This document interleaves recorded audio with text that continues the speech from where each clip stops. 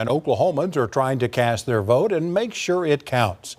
One Oklahoman plans to mail in her absentee ballot, but she says it's been a headache trying to get it notarized due to a holdup with her driver's license renewal.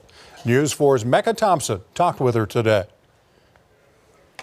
ID delays with Service Oklahoma almost prevented one mother from casting her ballot. She's now giving a warning to other voters. It's important for people to stay on top of the dates and whatnot on their licenses.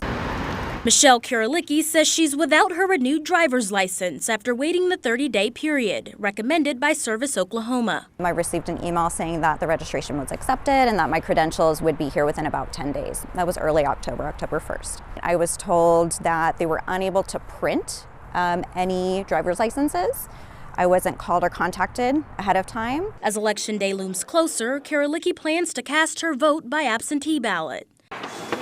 But she ran into a problem with her notary. Photo IDs, there's only certain ones that are accepted, and my driver's license is the only ID I would have had, so I would not have been able to submit for notary. Karalicki is right.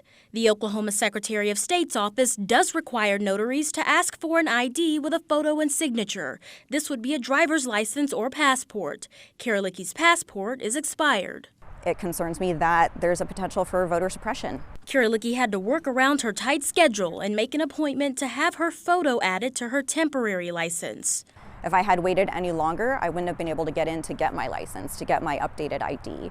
And in which case I wouldn't have been able to vote. I asked Service Oklahoma about the delays with driver's license delivery. They sent a statement saying in part, quote, "We make it clear that a temporary credential will not be issued with an online renewal or replacement and that it may take up to 30 days for their ID or license to arrive by mail." Karalicki says she's grateful she didn't wait until Election Day to get her ballot notarized. I'm a mom, I have 2 kids, I work full time.